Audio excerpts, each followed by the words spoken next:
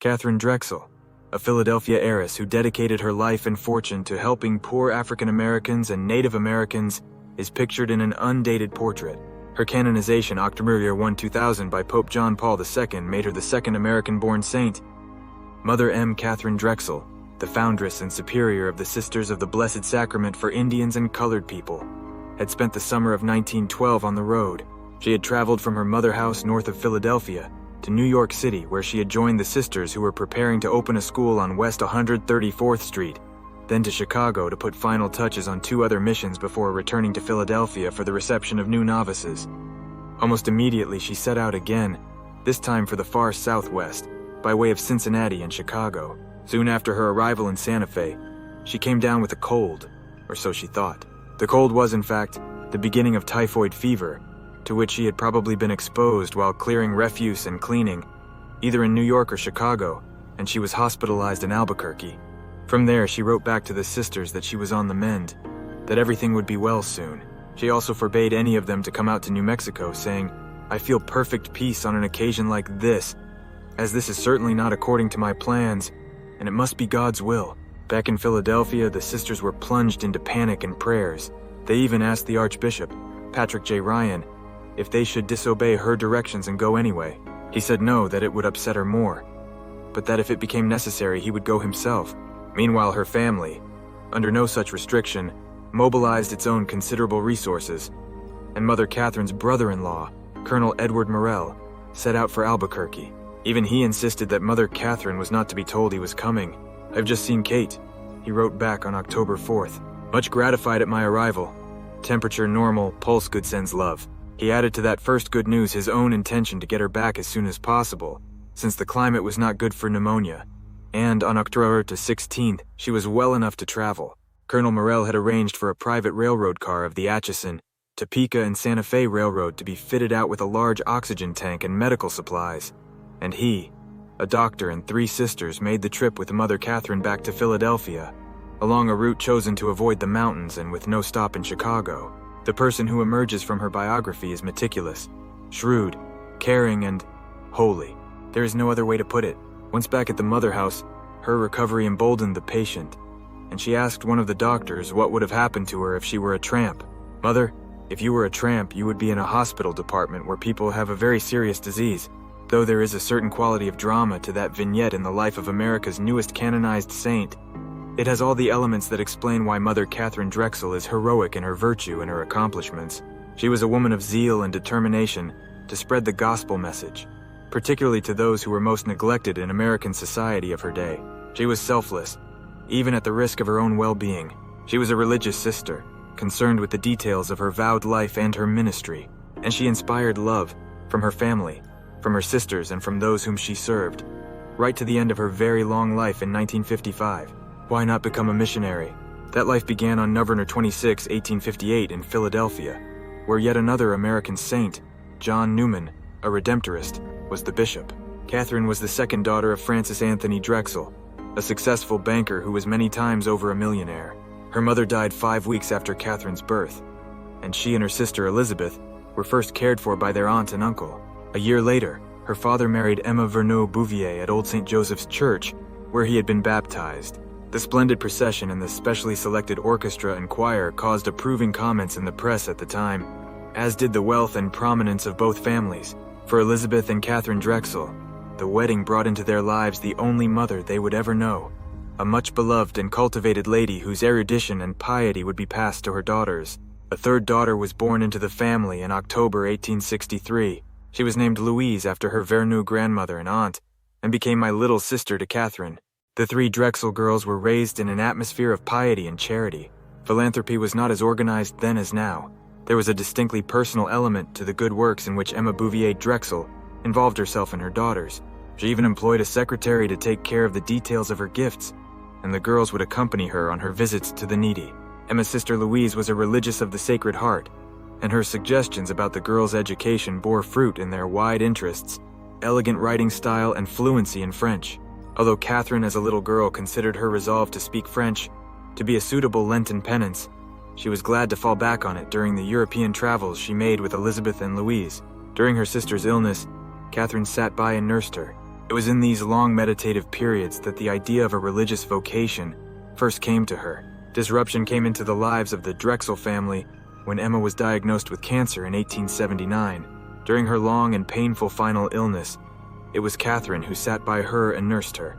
Later she would write that it was during these long meditative periods that the idea of a religious vocation first came to her. Emma's death was a terrible loss to the family, and it was followed 2 years later by the cataclysm of Francis Anthony's sudden death. Always the provident banker, he had made a will that caused a sensation in the press. The first surprise was the discovery of just how wealthy he was. A further surprise was in the details of his bequests. He basically left everything to his 3 daughters, after an initial distribution of a percentage of his estate to specified charities. The list could have been made from the Catholic directory of the day. Virtually every parish, school, and religious order in Philadelphia with which he had been associated was mentioned. What he left to his daughters was secured in a trust to pass to them and to their surviving children.